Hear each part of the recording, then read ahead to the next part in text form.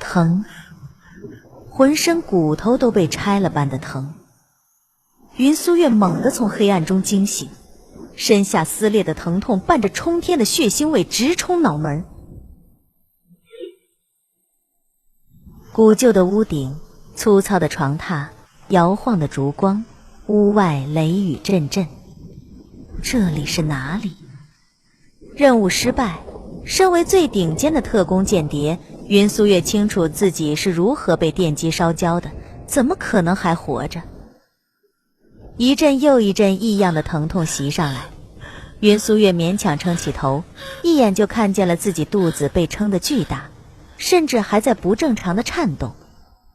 下半身被黏腻的羊水泡透，随着疼痛，肚子里的这块硬球摇摇欲坠。我这是怀孕了，还他妈羊水都破了，马上要生了呀！什么时候，在什么地方，睡的哪个野男人？不想死就别动。借着屋内昏暗的灯光，云苏月微微侧头，看向了不知道什么时候就坐在自己床边的男人。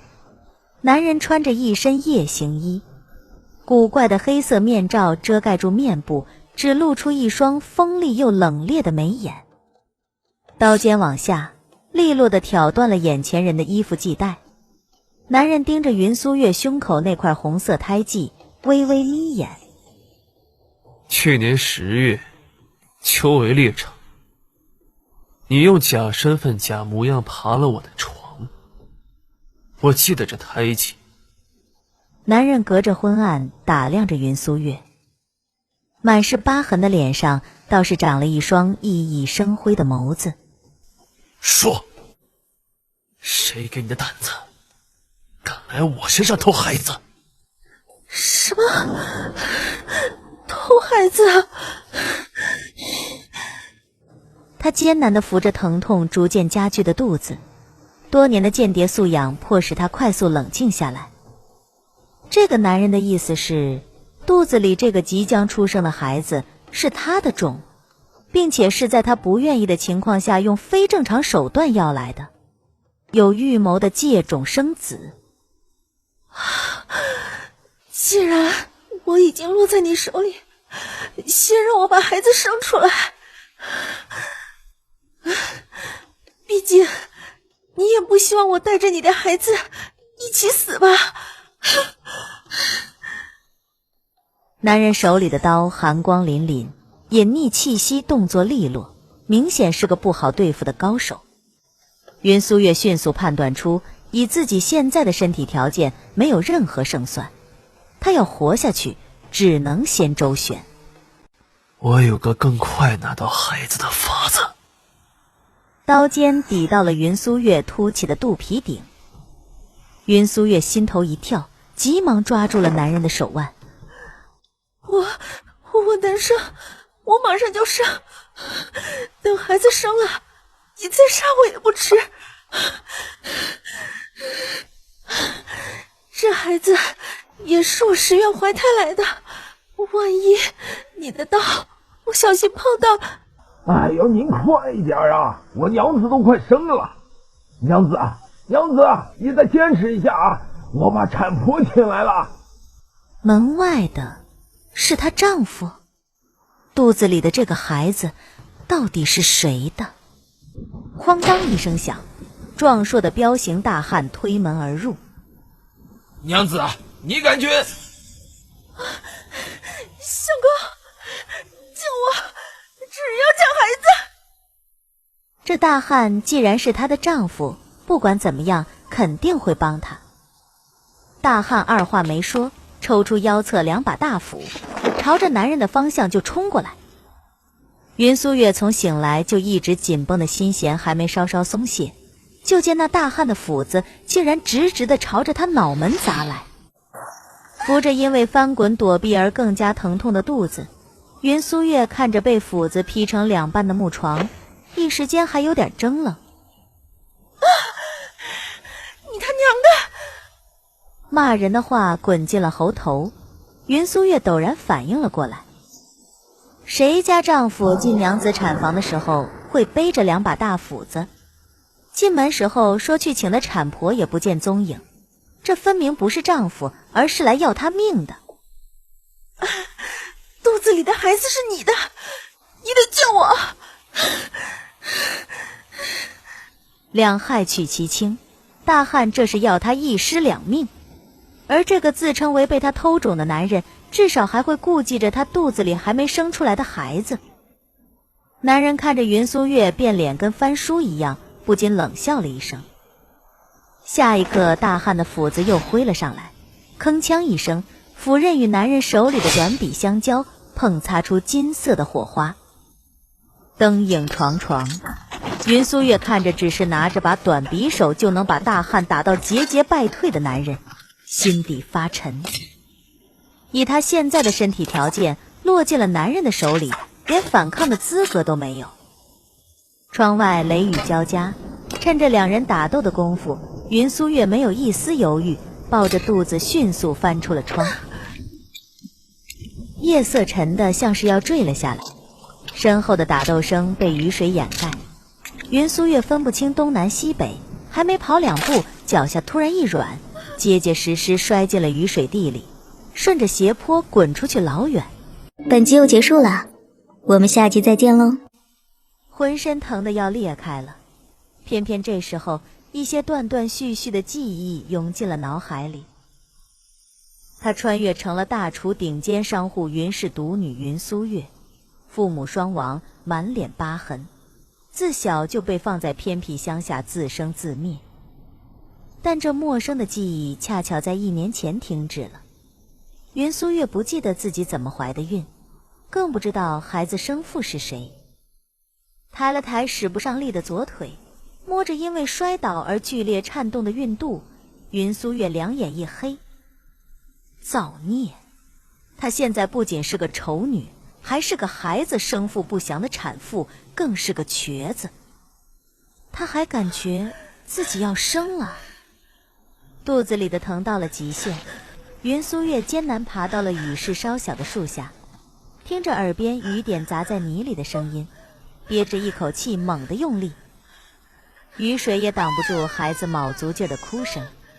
云苏月手忙脚乱抱着孩子才刚刚爬起来，抬头就看见已经追到身边的男人。阴沉夜色里，男人手中短笔往下滴着血水，声音冷得要结冰。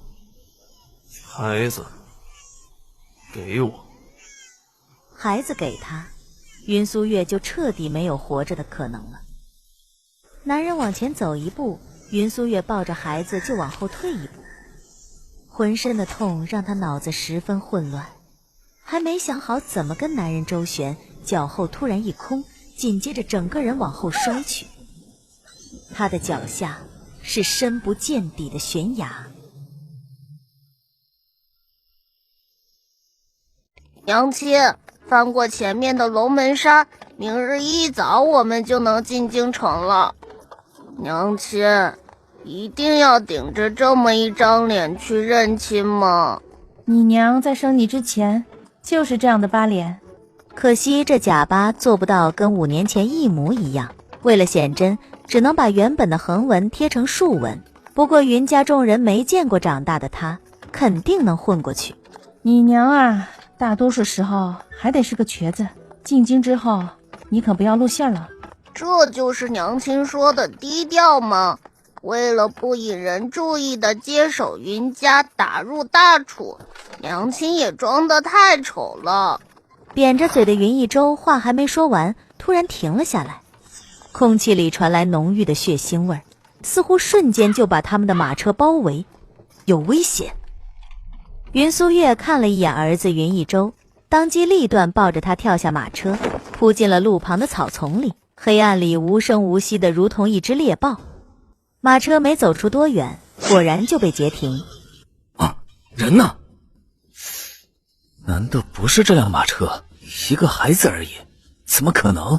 话没说完，黑衣人只觉得脖梗一凉，抬手摸了摸，头已经掉在了地上。对面的黑衣人大骇，他甚至都没看见云苏月在哪里，用怎么样的招式就被摁倒在地上，脖子上抵着他自己手里的长刀。云家人指示你的？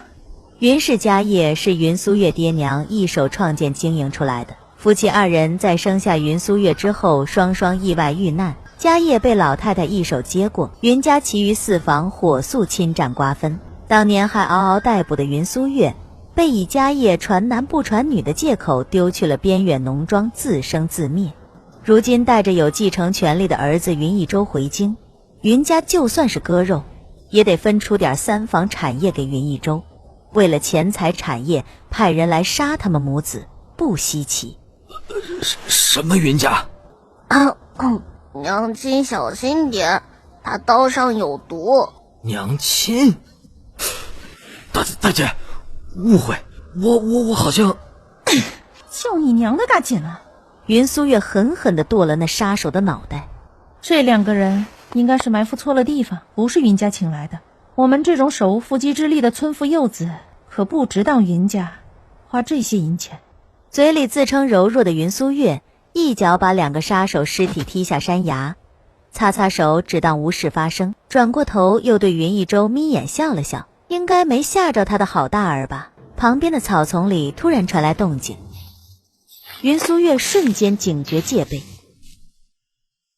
紧接着一个粉嘟嘟的血团子从里面钻了出来，直愣愣的就往云苏月的怀里扑。娘亲，你好想你怎么现在才来呀？本集又结束了，我们下集再见喽。云苏月看着想扑进自己怀里没成功，转而死死抱住他的腿嚎啕大哭的小粉团子，愣住了。这年头流行随地认娘亲，你背着我偷偷又生了一个。来，你自己听听，你说的像人话吗？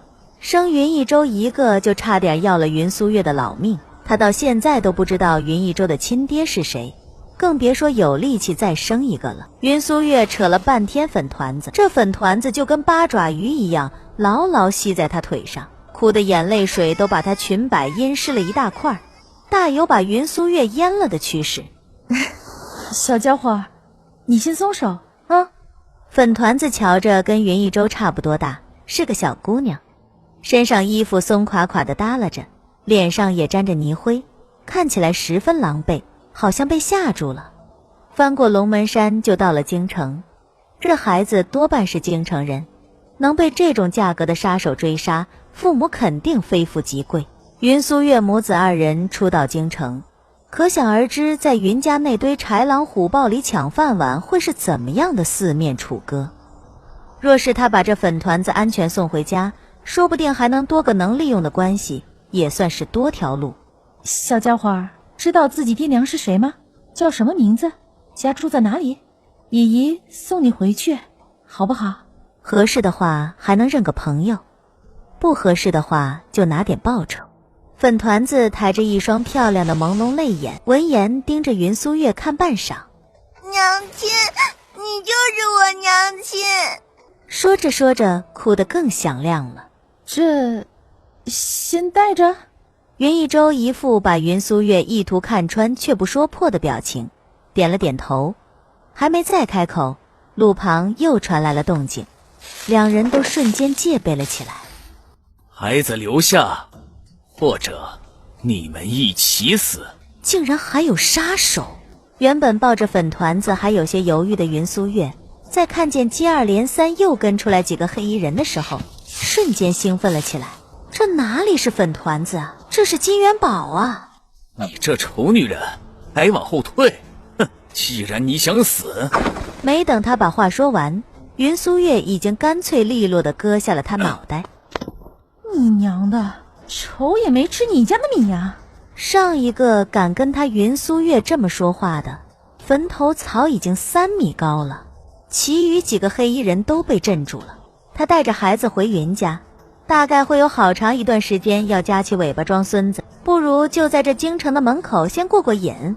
娘亲，妹妹给我，别让她沾到血。云苏月拍了拍粉团子的小屁股，还没伸手递出去，就听见几个黑衣人不约而同地传来惊呼，血腥味弥漫。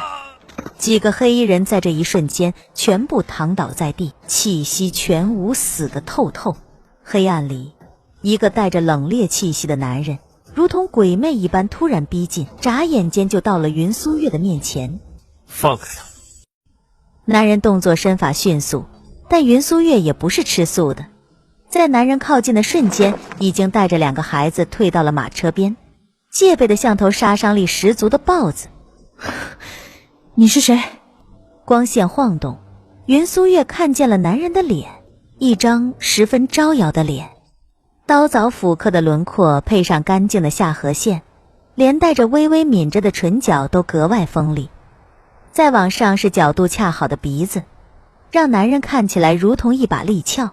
偏偏这样凌厉的脸上长着一双深邃的眸子，随着目光流转，神秘又带着危险的眼神里，矛盾夹杂着一股说不出来的勾人。你又是谁？衣着简朴，身形清瘦，满脸沟壑的毒疤在昏暗里有些狰狞，发间只挽着一根十分普通的银簪，倒是生了一双漂亮的眉眼，不知道是不是因为站在灯火旁，映衬的那双灵动眼里流光溢彩，有点像一位故人。不过脸上的疤痕纹路不对，而且那人早就在5年前死了。你先说你是谁？娘亲，你不认识他吗？我应该认识。其实在看清男人长什么模样的时候，云苏月就隐隐猜到了男人和他怀里这孩子的关系，长得实在太像了，摆一起不是亲父女都说不过去。但是他还没邀功呢。我是他爹。男人目光沉沉地看着云苏月怀里的孩子，说着就上前了一步。云苏月警戒地往后退，假意大声厉喝：等等，你说你是他爹就是他爹，我还说我是他娘呢。他现在是怀里孩子的救命恩人，越是紧张着孩子，面前的孩子爹就得越感谢他，多么负责任热心肠的恩人。以这孩子的身价，不给个180两银子答谢都没法交代。云苏月垂头问怀里亮闪闪的金元宝：你看看，他是你爹吗？粉团子还泪眼朦胧的看了看男人，又瞧了瞧云苏月，犹豫了一下才轻轻点头。啊对不住啊，大兄弟，你女儿好像被几个人追杀，我路见不平，好不容易才救下来，刚刚可太凶险了，我不得不防着点儿。多谢，宁宁，跟爹爹回家。没提酬劳的事情，也没表明身份要报恩。云苏月不动声色地搂了搂孩子，小姑娘也十分上道，手脚并用，死死抱住云苏月。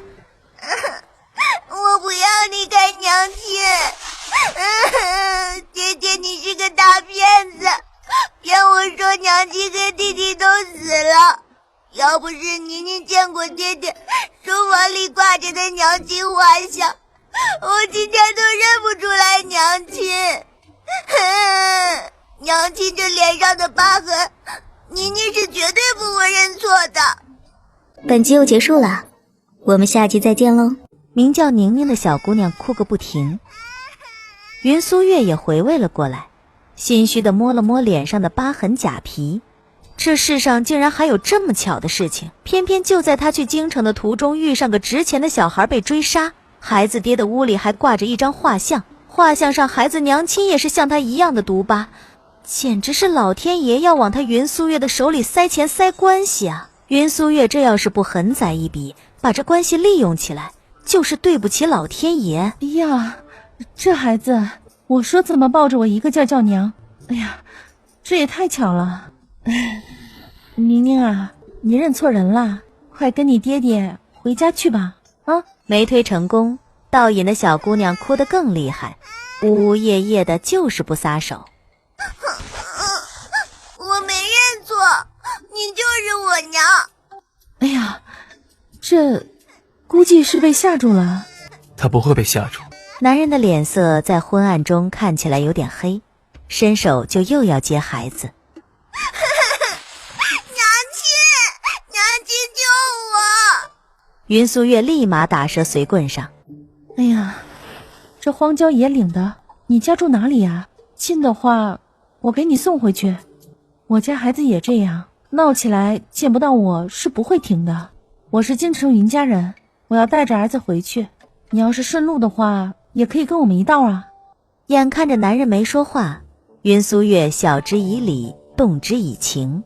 哎呀，他自小没了娘也是可怜，离天亮还有一会儿功夫，至少也要等到你女儿睡着了吧。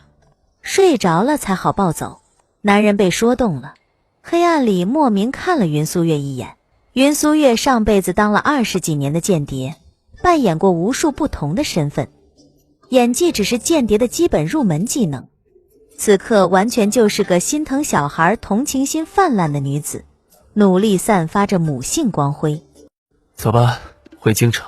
男人松了口，却又转过身把一旁的云一舟抱了起来，先上了马车。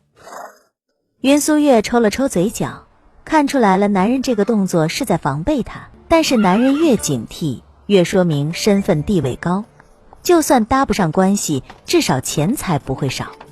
龙门山不高，山路也很平缓，一路回京天亮就能到。云苏月抱着哭到哼哼唧唧的宁宁，见男人没有搭话的意思，便也没有过分主动。他懂分寸，要来的关系或者赏金远远没有对方主动给的好。不算大的马车内十分安静，两个孩子昏昏欲睡，半梦半醒，两个大人都相互防备，各怀鬼胎。到了京城门口的时候，天才刚亮，男人从云苏月手里接过了熟睡的宁宁，一直到下了马车。云苏月不急，他在等男人开口。云家三房的那个女儿云苏月啊，你听说过我？云家三房独女还活着的消息是云苏月托人闹到京城人尽皆知的，不然脸皮这么厚的云家也不会火急火燎地召他回京来认亲。京城的口水能把云家给淹了。男人目光冷淡，从身上扯了一块玉佩丢给云苏月。今日你救了我女儿，改日若有难处，可以到城中聚宝钱庄寻我。说完，人就带着孩子消失在了尘风里。云苏月摸着手中精工雕琢的墨色玉佩，一直到进了城门才没忍住笑出来。一旁装睡的云一舟眼睛都没睁开。娘亲，你脸上写满得意。你懂什么？这是老天爷赏给你娘的，你娘亲。云苏月话还没说完，就感觉马车一顿。可是云家小姐云苏月，还有小公子云一舟。云苏月收敛起所有神色，飞快戴上了绣花面纱。是的。马车门帘被人飞快挑开，一个男人几乎是飞扑了进来。娘子，你总算回来了，为夫这些年等得你好苦啊。本集又结束了，我们下集再见喽。穿着一身短打金衫的彪形大汉扑进来，结果扑了个空。他脸上多出了道足足1指宽的疤痕，从左额头延伸到右嘴角，把本来就不和善的脸上硬生生割出了狰狞感。娘子，我根本不相信你跟孩子死了。这5年，我一直在云宅等你和孩子回来呢。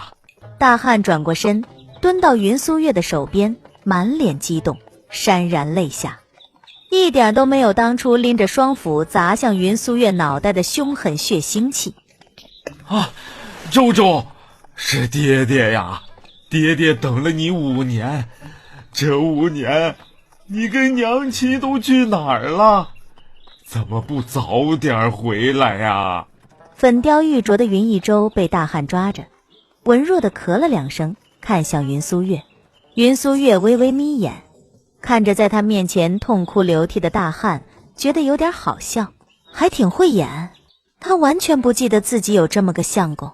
原主的记忆到云苏月穿越来大楚的前1年莫名停止了，偏偏就在空白的这1年里，她有了丈夫，还怀了孕，生的孩子似乎还不是自己这便宜相公的。这大汉在她生产的时候拎着双斧，差点生生劈了她跟云一舟，可绝对不是什么正经相公。娘子，你怎么不说话呀？我是李承嗣，娘子以前换过4郎，难道真的不记得我了吗？大汉虽然满脸眼泪，但目光里满是试探。云苏月不能被人知道这5年他去了哪里，被何人所救，所以当初被云家人认出的时候，只说自己5年前摔下悬崖后什么都不记得了。这5年里他一直住在山村，压根不知道自己是谁家子孙。4郎，相公。云苏月微微垂眼，如同羽扇般的睫毛遮住了眼底的寒意，在抬眼时满目柔软，盈盈泪光。4郎真是苏月的相公吗？苏月5年前摔下悬崖，好多事情都不记得了。要不是有人认出了苏月，苏月到现在还在山村里无依无靠，不记得我还有这个家。4郎，相公，你怎么不早点来找苏月？云苏月很意外李承嗣还活着，李承嗣当然也想不到云苏月带着儿子死了5年还能活回来。李承嗣答不出云苏月的话，只能拉着小小的云一舟一起蹲在云苏月面前伤心痛哭。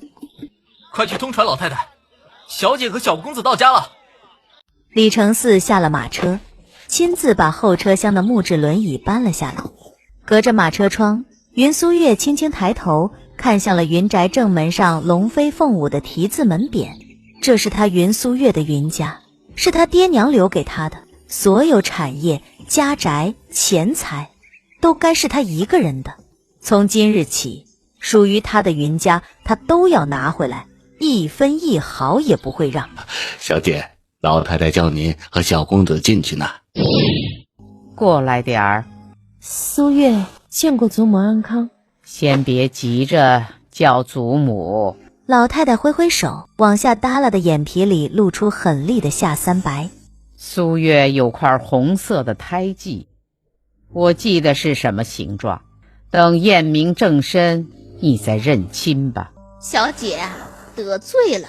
紧接着手已经伸到了云苏月的胸口上，云苏月下意识地反抓住了那婆子的手，身边的云一舟上前半步，被云苏月侧目看了一眼，又退了回去。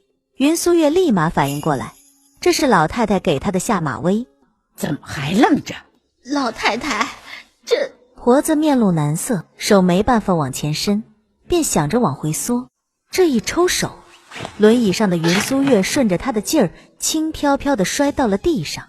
云苏月的脸颊上瞬间挂起2行清泪，半躺在君子雅苑的正堂地面上，发丝微乱，衬着一双无辜的眉眼，格外可怜。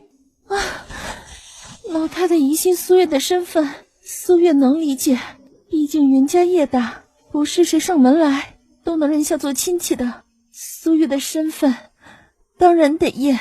云苏月抹了一把眼泪，指缝里看见老太太明显愣住了的表情。哼，你倒是个懂得体谅人的乖孩子。云苏月的亲生父母都是聪慧绝顶之人，且性子耿直暴烈，从不轻易向人低头。没想到生出个这么离谱的蠢货。既如此，但是这婆子当着这么多人面要掀我衣服，若是我被人看了身子，丢了清白，不管我是不是云家亲孙，往后我都活不下去了。苏月一条贱命，死了也无所谓，但日后人家会怎么谈论云家的做法，怎么传老太太您的为人？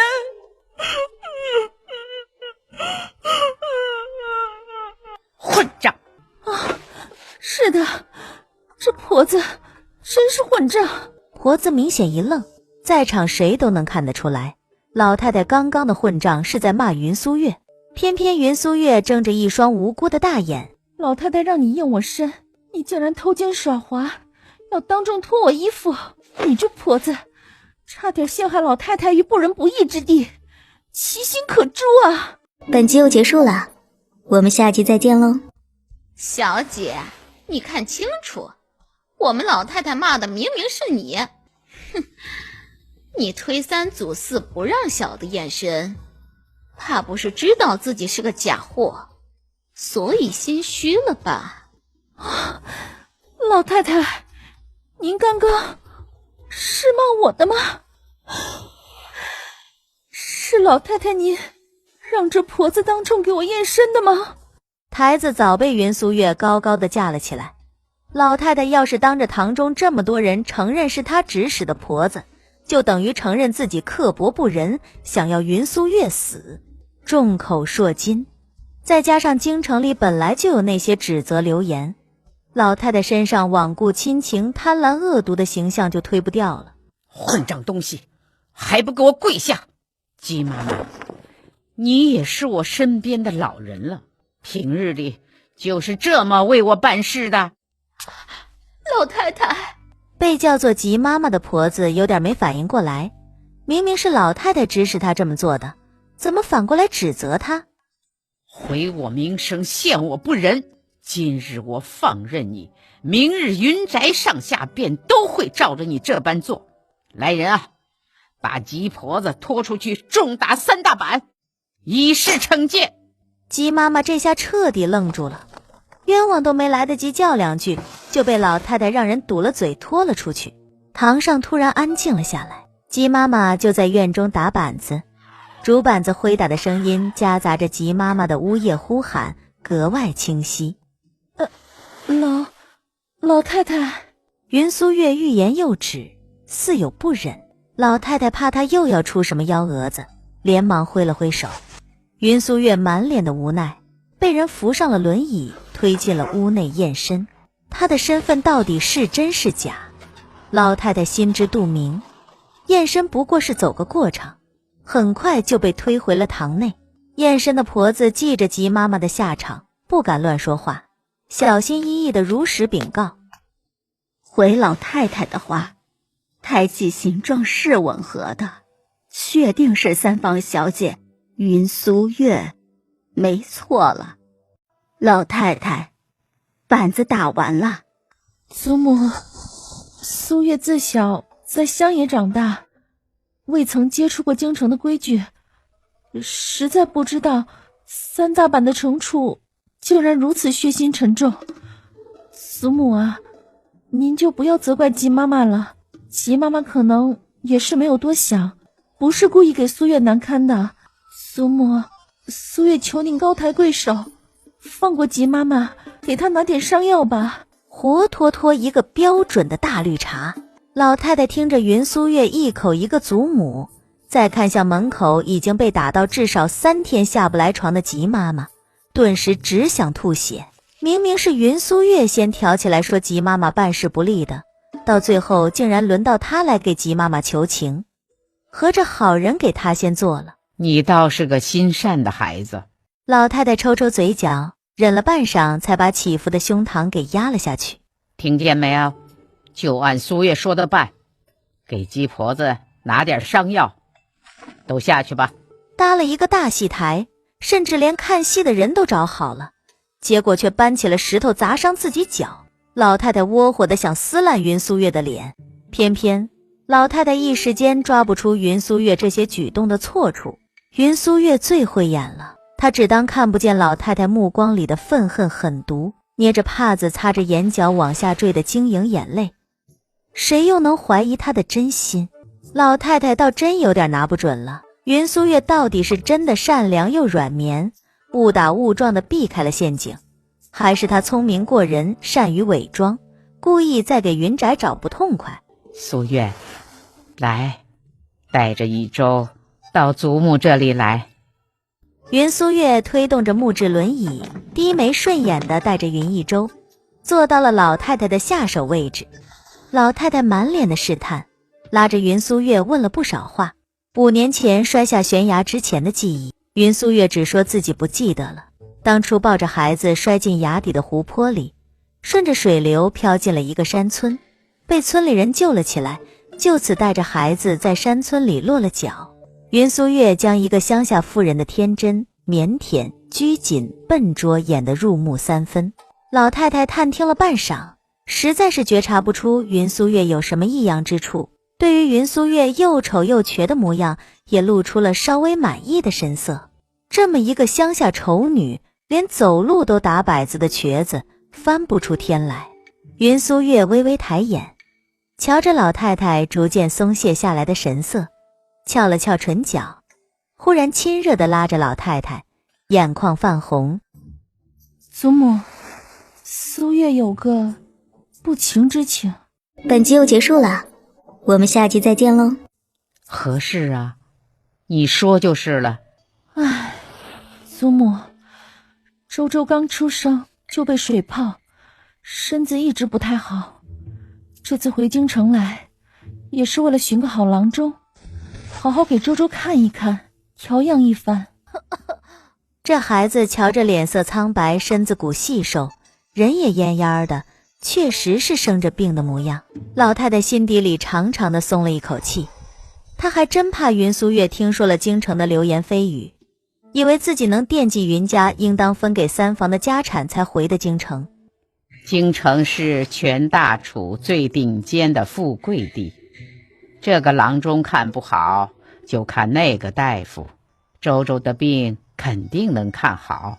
我们云家虽不是什么大富大贵之户，但给孩子看病的钱还是有的。老太太很满意云苏月这一眼望到底的清澈愚蠢。苏月呀，你路途遥远，带着孩子又奔波劳累的，孩子的事情你就别担心了，祖母会给你做主的。今日就先休息，等你4个叔伯回来，我们再一起给你接风洗尘。多谢祖母。果真如祖母说的那般，周周的病能有起色就再好不过了。苏月打算明日就带着周周去城中打听看病。苏月回京时已经把盘缠都花光了，祖母您看。老太太一梗，这才刚到家第1天，云苏月竟然就冲过来朝她要钱。如果是要分3房家产的钱，老太太多的是法子能让云苏月闭嘴。可是这钱是用来给云一周看病的，她也刚刚才说过，云家有的是给云苏月儿子云一周看病的钱，现在要是不掏出来，简直就是打自己的脸，传到外面那就是打云家的脸。不急，苏月你周周，快来谢谢太婆。太婆说一定能给你把病看好了。云家家大业大，你娘亲投了个好胎，这下你总算有救了。老太太脸都绿了，但还不能翻脸，又怕云苏月把动静闹得太大，最后只能咬牙问云苏月：你打算要多少？苏月不知，不如祖母先给苏月50两。50两？什么病要看50两？你知道50两是多少钱吗？云苏月瞧着老太太这失态的模样，抿了抿嘴，才忍住要笑出来的意思。周周是胎里的毛病，不只是看病诊断的钱，还有后面调养的补品。祖母可是怕苏月会贪墨，祖母放心，这50两都未必够周周看病的。苏月会尽力多退少补，绝不多花一点冤枉钱。祖母，是苏月要的太多了吗？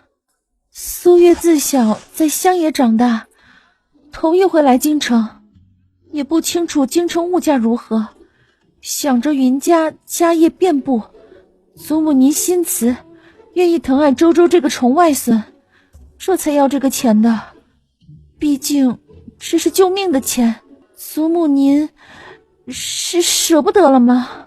今日这50两，老太太就是不给也得给，给了也得给，不然明日京城里众人的谈资就变成坐镇商业巨擘的云家老太太，平日挥金如土，却连给宠外孙看病救命的50两都不愿意拿出来。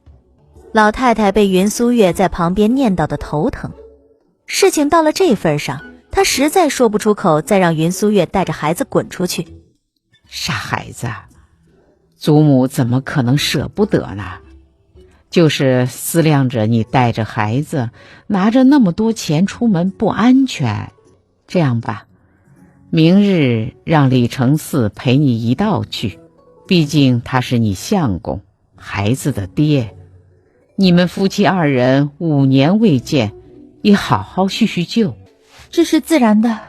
瞧着云苏月这柔弱不能自理的模样，老太太谈不上来心里的那种不得劲儿。明明云苏月一句话也没吵没闹，可偏偏几句话功夫就能把事情全部带偏。她也压根儿看不出来云苏月到底是蠢得升天，不按常理出牌，还是故意扮成这般，处处皆是套路。云苏月带着云一舟出了老太太的君子雅苑时候，隔着远远的，她听见老太太摔了茶碗的声音。李承嗣被留在君子雅苑拿钱。没用的东西，我让你5年前就解决的人，现在跑到我面前哭哭啼啼要钱，我瞧着就会谢也就算了，这钱要是真被他拿走了，我……云宅房子众多，但大多被叔伯4家分走了。云苏月直接被带到了李承嗣的院子里，既然是夫妻，也没有道理要分开来睡的。云苏月软糯糯地接受了云家这个安排，带着云一舟进了主卧。老太太差点把李承嗣是她的人写在脸上，所以李承嗣屋内家具虽然算不上精致奢华，但也足够用了。云苏月也不见外，很不客气地把行李一一收拾进了柜内，顺带让人把床单被褥都换了一轮。反正这个院子很快就会变成他们母子2人独占，住哪儿都一样。云一舟身子不太好，奔波了这么几日也累得厉害，天没黑就困了。临睡前软软地跟云苏月交代：娘亲，夜里动静小一点。云苏月十分确定李承嗣今晚就会动手。云苏月摸了摸云一舟的脑袋，满口答应，保证尽力低调。本集又结束了，我们下集再见喽。相公，你回来了。李承嗣怕自己对云苏月的嫌弃太明显，收回了目光，嘿嘿笑着应了一声。云苏月捏着帕子抿嘴，也跟着笑了一声。要我叫人打水来吗？最好的防守就是主动攻击。云苏月扶着轮椅做事要往窗边走，窗外有2个打手，应该是李承嗣安排来给云苏月和云一舟收尸的。我已经洗过了。在祖母那边洗的？李承嗣一噎。苏月啊，我且问你，生下周周之前所有的事情你都不记得啦？云苏月坐在轮椅上，仰着头隔着灯火看李承嗣，满眼的无辜。是啊，相公不相信吗？你这次回来真的只是为了给周周治病？相公问的这是什么话？云苏月像是没感觉出来李承嗣的杀意，笑得一脸清甜，嘴角的疤痕都被扯开了。不然苏月还能是为谁啊？李承嗣基本确定，云苏月真是什么都忘记了。他当年被老太太以入赘名分安排去乡下，可是找了无数个机会也没能宰了这个瘸子。特别是云苏月那时还是个孕妇，以她当年的性格脾气和能力，生完孩子恢复身体后，根本也不需要在云家装模作样虚与委蛇，完全可以大杀四方夺回云家。而他之所以能在云苏月手里活下来，不过是云苏月需要个孩子亲爹的幌子而已。抽出斧子的瞬间，李承嗣几乎是恶趣味地对云苏月说道：这么说你也完全不记得当初肚子里的是双胎？什么？云苏月一愣，手里能一招致命的动作瞬间收回，任由李承嗣的斧锋抵上他脖颈，冰凉的斧锋把他脖颈擦出了一道细口子。相公，你这是做什么？我当年肚子里的双胎是什么意思？哈哈哈哈哈！云苏月，你也有今天。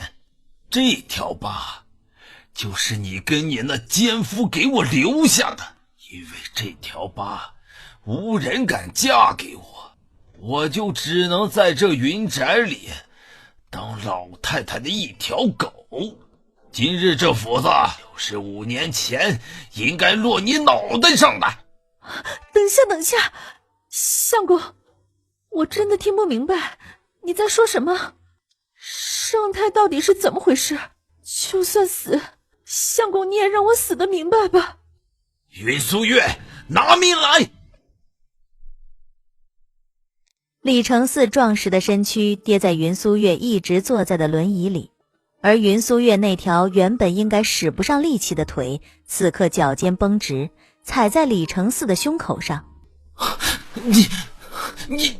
李承嗣有点慌了，他甚至都没看清楚云苏月的动作，只看见眼前影光一闪，他被一股巨大的力量压倒，手里的双斧也同时被夺，那刀尖寒光凛凛，即便只是若有似无地贴在李承嗣皮肤上，他也能感受其锋利。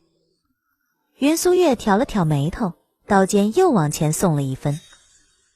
哼，5年不见，相公真是一点长进都没有啊。云苏月开口就是嘲讽。他当了一辈子的间谍，深知对话就如同博弈，每一句失误都能让对方起疑，而他现在要做的就是让李承嗣以为他是装失忆，恼羞成怒，不自觉地说出他想听的信息，比如他说的双胎是什么意思。李承嗣被云苏月抵在木质轮椅上，即便是高出云苏月2个头的庞大身躯，也被压制得不能动弹。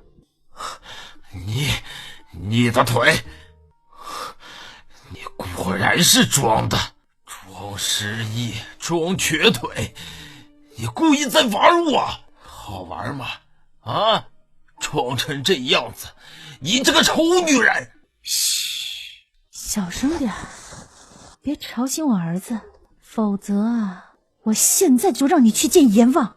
说着，云苏月脚微微用力，眯了眯眼睛看李承嗣。对于他会武功这点，李承嗣竟然毫不意外，只是在意外他装傻装瘸装失忆。难道原主云苏月本来就会武功？不大可能。在云苏月的记忆里，他在乡下一路被欺辱长大，吃了无数苦，饿得前胸贴后背更是家常便饭，根本没有空去练武或者学艺。我问什么你就答什么，或许我心情好了就留你一条狗命。李承嗣被踩得满头冒汗，只感觉肋骨都要断几根。5年前我生产那一夜，你是怎么从那男人手里活下来的？被你借走的那男人武功确实是高，我被他砍了一刀后装死，他当时着急去追你和云一周，自然没有来检查我是不是真死了。然后呢？然后我就偷偷从后山跑了。继续说，把你知道的都说出来。我哪有什么知道的？李承嗣话没说完，就感觉云苏月的刀子又往前送了2分，擦破了他的皮肤，已经流血了。既然你只知道这些，那我留着你。我说，本集又结束了，我们下集再见喽。我亲眼看见的。当时你肚子痛要生了，我故意拖延时间，假意去找产婆。实际上，你是在等着我生孩子虚弱的时候，方便杀我。云苏月刚穿越来的时候就是生产途中，往后的事情他记得，他要听往前的。李承嗣没敢说话，点了点头。他眼珠乱转，明显在犹豫要不要撒谎。云苏月当了一辈子的间谍，把李承嗣这表情看得透透，他也不着急，从腰间抽出了一条细钢丝，缠了一圈在李承嗣的手腕上。李承嗣还没明白云苏月在做什么，就只觉得手腕突然剧烈的疼痛。明明表面什么痕迹都没有，可就是觉得自己腕骨要被云苏月给牵断了。想骗我？在你死之前，我有10000种法子，让你求生不得，求死不能。我说，我就是老太太养的打手，当初想杀你也是老太太的意思，怕你生了儿子回来抢云家的产业，求你不要杀我。那就继续说。因为你是双胎，年纪又小，还是第1胎，肯定不好生，我就躲在院子里那口水缸后面，然后我就看见一个男人进了屋。我那会儿离得远，听不见那男人跟你说了什么，后来就听见你大喊了一声，很快屋子里就有了孩子的哭声。孩子哭了好久，就被那男人抱出来了。你在后面断断续续的喊了一声还我女儿，好像是气结了，就没动静了。我以为你死了。那会儿云苏月确实是死了，但是刚好这个时候云苏月穿越了过来，后来才生下的云一舟，偏偏他卡在2个孩子生下来的中间穿越过来，难怪他那时候羊水破了，下面撕裂的疼，原来是刚刚生过一个孩子。那个孩子云苏月的大女儿现在在哪里？孩子的生父又是谁？床榻上的云一舟在昏暗里坐了起来，无声无息地看着云苏月。云苏月抬起手，利落地给了李承嗣一手刀。云苏月一边给他绑严实，一边对云一舟交代：他天亮之前不会醒，你放心睡吧。如果嫌他闹腾，就给他下点药，我出去一趟。娘亲想好去哪儿找姐姐了吗？我还不知道。那个男人说过，6年前秋围猎场，云苏月爬了他的床，有了他的2个孩子。那就托人从6年前的秋围名单上一个个查起，不管是为了原主还是为了他自己，孩子一定要找到。娘亲，去找爷爷的人帮忙吧。刚好也给他递我们平安抵达京城的消息。接下来我会找机会接近太子。云苏月穿着一身夜行衣，站在一户普通人家门口，等了大概1炷香的时间，确定四周无人之后，才推门进去。门内睡着一个看起来70、80的老汉，抬眼看了云苏月一眼，又转身盖好被子睡了过去。云苏月也没说话，把手里用来接头的几块石头放在了那老汉床头柜子里，而后无声无息地出了门。出了门就朝小道往约定好的地方走，回京城云家，只是云苏月计划开始的一个契机。当年他摔下悬崖，抱着云一舟被激流往地势低洼的地方冲，被人搭救上来，带回了村子疗养。在那村里，云苏月结识了一个老神医，治好了脸上的胎毒红疤，先天的腿脚残疾，还把刚刚生出来就遭逢大难的云一舟从鬼门关拉了回来。村里隐退的艺人无数，他跟着不再杀人的杀手护卫学了各种武器使用、拳脚招数，跟着金盆洗手的神偷学了偷术，跟着沉迷下棋的棋艺高手学棋艺，从棋局里看排兵布阵、政治谋略，跟大楚宫里逃出来的教养嬷嬷学贵族小姐的礼仪举止、宅斗技巧。他本就是顶尖的间谍特工，上辈子的易容变身技能出神入化，再结合这5年学到的，现在远远不只是一个间谍，还可以是个杀手，是个神偷，是个女将军，是个内宅高手，是个经商天才。本集又结束了，我们下集再见喽。为了救命之恩，他来到京城，要从一个乡下来的丑瘸子开始，低调地拿回云家，再从京城顶尖的商家女进京城的贵人圈，接近当朝太子和霸权的摄政王2方势力。他要拔出让大楚百姓民不聊生的朝中毒瘤，还大楚的太平。云苏月先到的接头点，轻巧地翻上了屋顶。脚底下是京城夜场最为热闹的地方，秦楼楚馆里飘荡出来各式各样的丝竹管乐声，伴着男男女女的笑闹，把3月的风都扯得暧昧了起来。云苏月叼了根草，刚躺在屋脊上翘着2郎腿等人，一个黑影踩着夜风从廊下屋檐翻身上来，手中匕首寒光凛凛，直对云苏月的面门。饶是云苏月反应再快，抬腿踢往对方下盘，被对方挡下后也不得不往后翻了几个滚儿，面纱掉落，云苏月满脸的红疤被脚下的灯红酒绿浸染，整个人灵敏得像只豹子，而对方已经2步上前，一把掐住了云苏月的下巴。是你？云苏月眯了眯眼，也看清了男人的模样，是城外龙门山脚下碰到的孩子爹。你跟踪我？切，你谁啊？我跟踪你？云苏月一巴掌打翻了那男人的手，戒备地往后退了2步，假装没认出男人。不认识？真就这么巧？你他娘的是不是眼瞎呀？老子来吹吹京城里的香风，你逮着我就说我跟踪你，谁跟踪你能跑到你前面跟踪？睁开你的狗眼看看，谁跟踪你的时候还有心情摘草玩？长这么大不知道什么叫做文明礼貌吗？冲上来就狗叫。云苏月假意走上前2步，刚想演一下才认出男人的惊讶，再顺理成章的来个大水冲了龙王庙一家人不打一家人的戏码，结果就听耳边嗖嗖2声，利器破空对准他的后背心直直扎来。身体比想法还快，云苏月贴着屋脊躺倒，抬手抓住了其中一只剑羽。男人满身冷冽，只轻轻抬手，手中短刃寒光微闪，羽剑就被他从中劈开，像条无力的水蛇往檐下掉。好一把削铁如泥的短刀。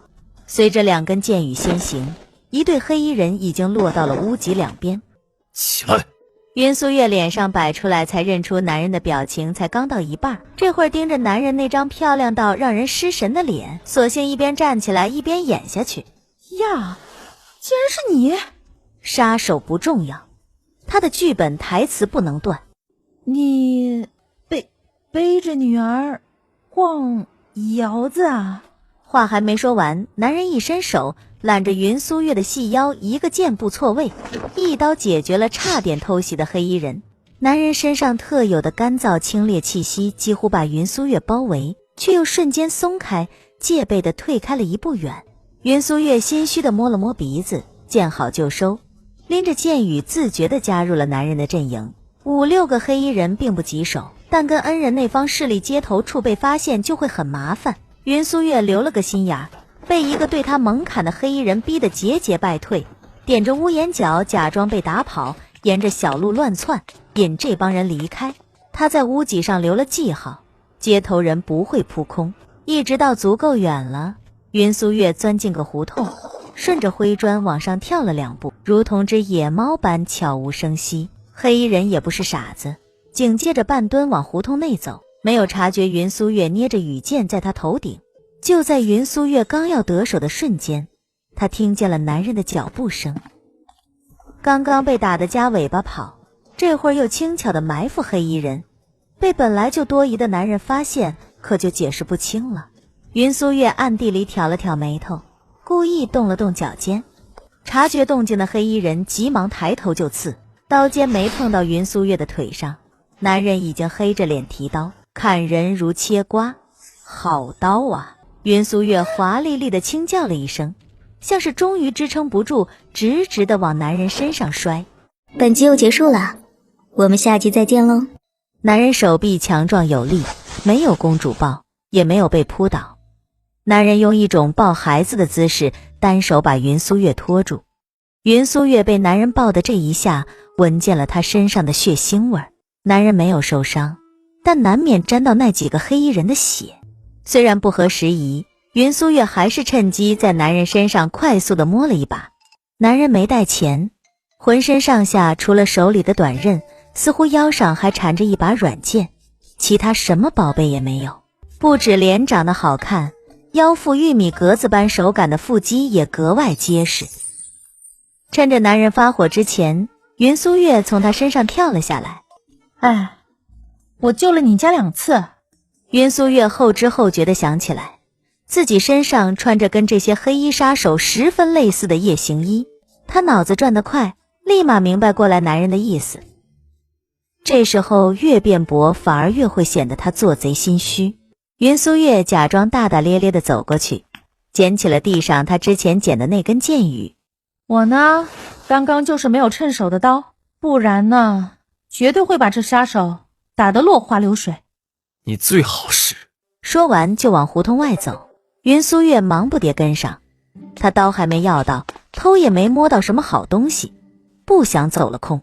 哎，什么意思啊？你怀疑我？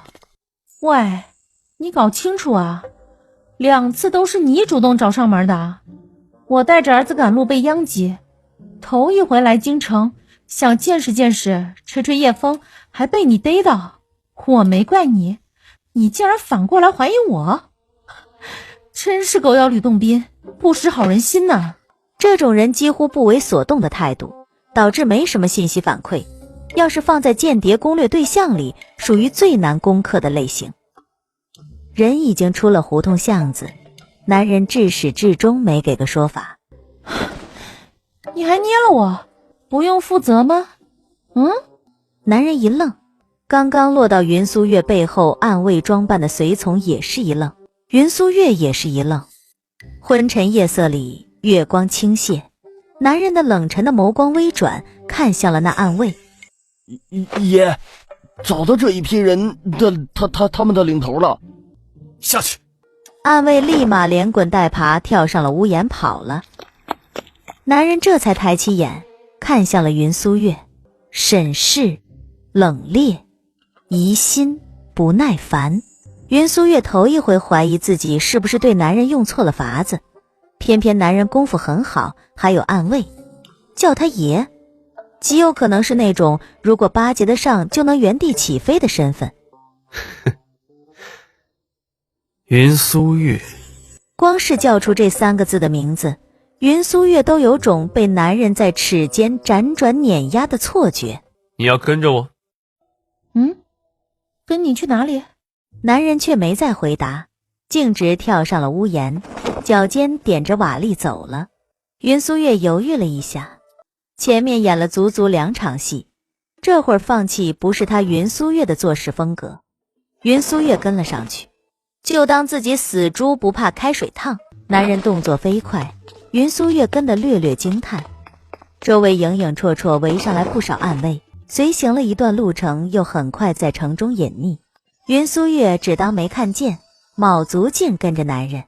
男人的身份比他最早想的看起来还要高贵，只要能搭上，就是他云苏月赚了。男人终于停了脚，云苏月一个箭步冲到了男人的面前，撑着膝盖喘得很厉害，倒也不至于，但是他刚刚被杀手追着跑的人设不能倒。喘得差不多了，云苏月抬起头，这才发现他跟着男人到了京城里最大最偏的乱葬岗。正是凌晨夜最深的时候，月色流淌下的乱葬岗阴风阵阵，时不时吹得草木乱响，呜呜咽咽，腐朽之气围绕在整个乱葬岗的上方。当着男人的面，云苏月拎着手里那根倒刺剑羽，缩了缩脖子。爷，这人嘴不严，只说自己是瑞王的人，其他的什么都不说。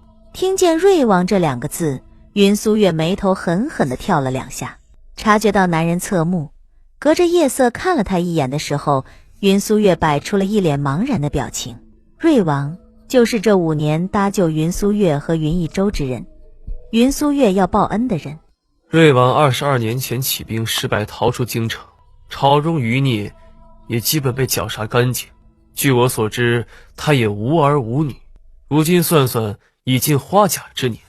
你能解释得出来，他叫你来京城蹦跶杀我，是为了什么？那人根本不是瑞王的人，自然一时间也说不出个缘由。沉默了半晌，下颌骨紧紧绷了起来。云苏月原本就在看着这人的长相，嘴比脑子快，急忙喊了一声：他牙齿里藏了毒。这脏水不能泼在他恩人的头上。男人眼风一扫，暗卫立马上前，直接卸掉了那领头的下巴。一粒早就藏在牙齿里的黑色毒丸掉了出来。这么想死？男人清冷到结冰的表情终于有了裂痕，似乎是见到了什么比较有意思的事情，眼底染上了微微的兴奋猩红。去拿张渔网来，我要让你记住这辈子疼，下辈子绝对不敢当人。本集又结束了，我们下集再见喽。凌晨的风渐渐大了起来，春风吹得人脸皮都能干裂开。云苏月看着两个暗卫利落地剥了那领头的衣服，拿着那种菱格纹路的渔网把它盖起来，勒得越来越紧。与此同时，在2步开外架起了一个小型篝火，到了火油后，火苗在腐朽的树枝间炸得噼里啪啦。男人俊美如同天神降临的脸被火光照耀，明明该是温暖的氛围，云苏月却从男人的脸上看出了血味，阴冷的、亢奋的、猩红的血腥味。刀光一闪，男人亲自动了手，在那领头被渔网格纹勒成一块块的大腿上，慢慢地割下了一块肉，一把拇指指甲大小的肉，男人用了成倍的时间去慢慢折磨，饶有兴致地看着那领头的表情。领头下巴被捏得脱臼了，舌头不听使唤，只能呜呜咽咽地用嗓子干嚎，说不出话来。撒点盐。暗卫似乎见怪不怪，又似乎心理素质过分强大，竟然真的从怀里掏出了食盐，撒在了那血洞上。领头暴喊，挣扎了起来，盐渍伤口可想而知的疼。没见过？来，我带你见识见识。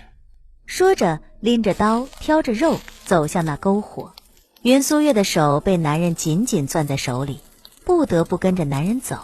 刀尖往前，男人把那块肉架在了火上，神色竟然是有些悠闲。饶是云苏月自诩足够冷静，此刻隐隐猜到男人要做什么的时候，嗓子眼里也泛出了一股接着一股的酸意，连皮带肉，火光侵吞，很快就有了诡异的油脂肉味。男人又挑着肉，拉着云苏月走到了那领头面前。云苏月想往后退，离这个场景远一点，可男人不让，手掌紧紧拉着他，跟他十指紧扣，撕磨缠绵。刀被烧得通红滚烫，连刀带肉被男人狠狠地塞进了那领头的嗓子眼里。领头被迫仰着头，刚开始还呜咽2声，随着咕咚一声咽下，男人嫌弃地往后退一步，看着那领头连血带肉的拼命挣扎呕吐。云苏月上辈子被关在秘密地牢里的时候，也是18般先进刑具都经历过，从扯皮铁链的鞭打，到针头扎到骨头边，再到精神控制和猛烈电击，他被折磨到死，血腥场面见得太多了。如今看着男人的作为，也忍不住扭过头干呕，实在太变态了，这已经不是审讯逼供了，这就是男人单方面的凌迟凌辱。男人还用那只拿着刀的手贴心地给云苏月拍后背顺气，也不知道是在对云苏月说话，还是对那领头，语气十分轻巧。急什么？这只是开始。男人牵着云苏月割出的每一刀，每一块肉，每一次都烤完塞进了那领头的肚子里。起先是大腿、小腿，后来是手臂，再到后来脸颊上也被挖出了2个洞。想说话？领头被凌迟，被刀片烫喉，被迫吃肉，从最开始的剧烈挣扎到呜咽着叫喊，现在已经只剩粗重的喘气声，甚至看起来连神志都不太清醒了。男人伸手侧着刀往上一抬，领头脱臼的下巴被接了回去。求求杀了我吧，求求你了。男人点点头，带着云苏月蹲在那领头的面前，想死容易，告诉我是谁指使你来杀我的？领头闭着嘴，血流顺着那脸上的血洞往外，离得太近了。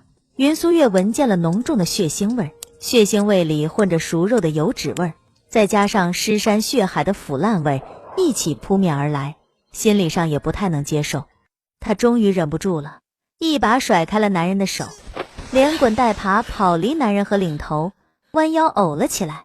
晚上吃的不多，还是云宅送来的粒份饭菜。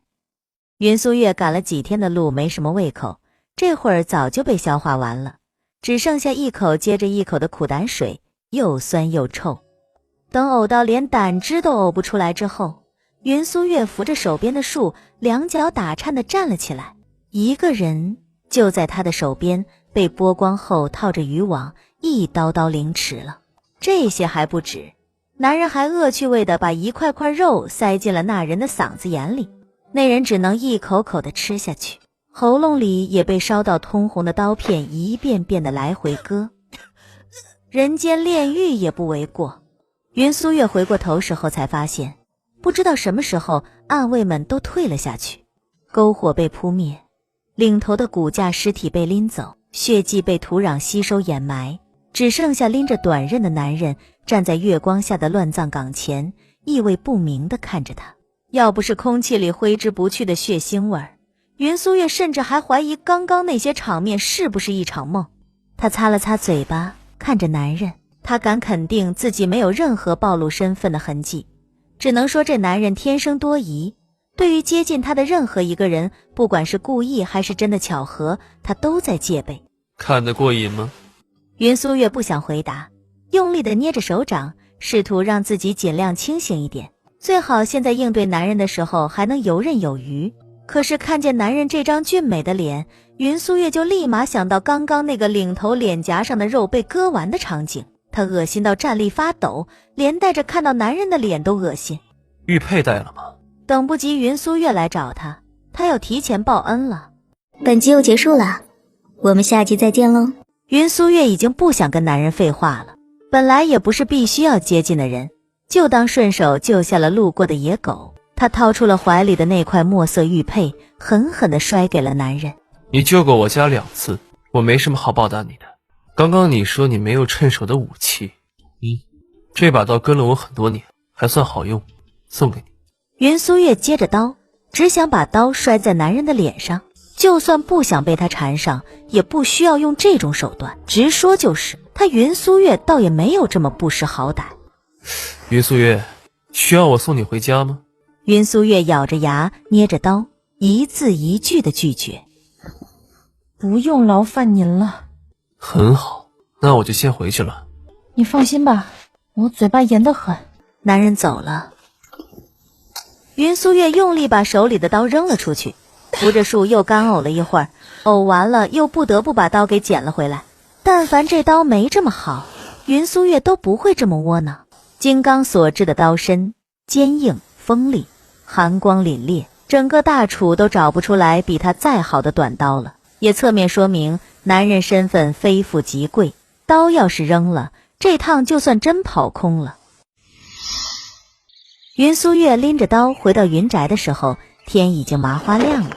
昨夜就在门口等着给他和云一周收尸的2个小厮都等睡着了，拢着袖子挤在一起，模糊看见有人推门进去又关上了门，还以为见了鬼。李承嗣和云一周都已经醒了，一个拥着被子坐在床榻上，一个被捆得严实坐在轮椅里，大眼瞪小眼。娘亲，云一周揉着眼睛看向进门的云苏月，当着李承嗣的面，他也没好问怎么去了这么久。云苏月在房中站了一会儿，又进了里屋，一边换衣服一边跟云一周交代：我去找一趟老太太，你自己洗漱，别让李承嗣弄出动静来。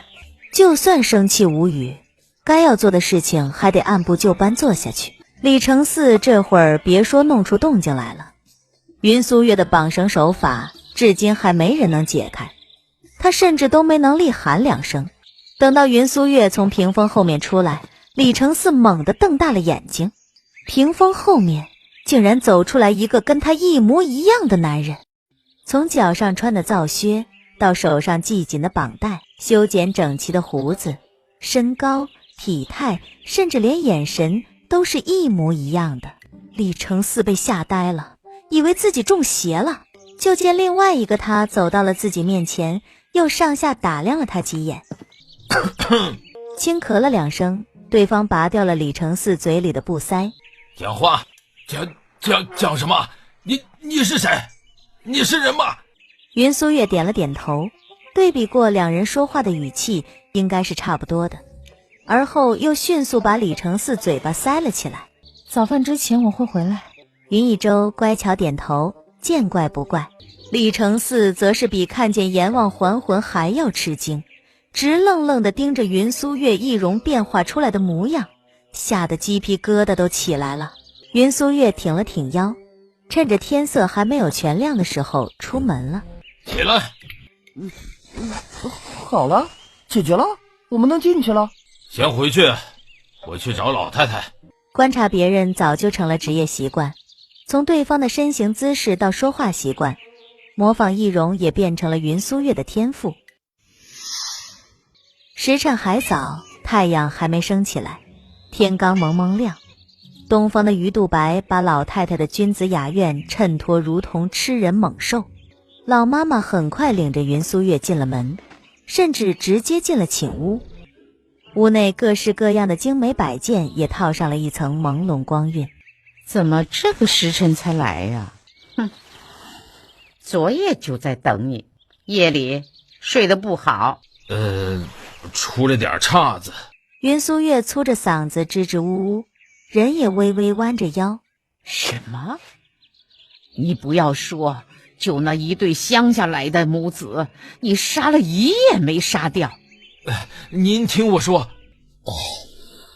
昨夜我是提斧子进去的，那女人一看见我就哭了，我怕动静弄得太大，她跟孩子要是挣扎的太厉害，之后装成病死，就勉强了。今日她要带着孩子出门看病，我可以让她一起给大夫瞧瞧，到时候我再买通几个小孩，把他跟小孩病重的消息散出去，大家都知道他们母子要死了，接下来还不任您搓圆捏扁。